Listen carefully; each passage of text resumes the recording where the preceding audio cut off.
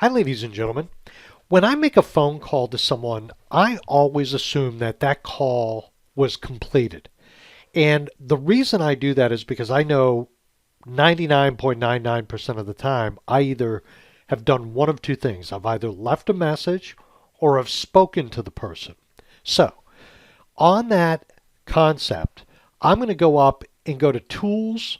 I'm going to go down to Preferences. And I'm going to go through some of the settings where I'm going to make a decision that every time a call is recorded by me in history, I don't want to have to always change it to call completed. So I'm going to set the default to be call completed, and I'm going to click Apply. Now, the reason I did that is because I just want to make data entry simple. So next time I go to record a call by clicking on history, by default, it always is assuming the call was completed. That's a preference setting. I recommend it. That's all I wanted to show you in this tutorial. Thank you very much. Have a great day. Bye now.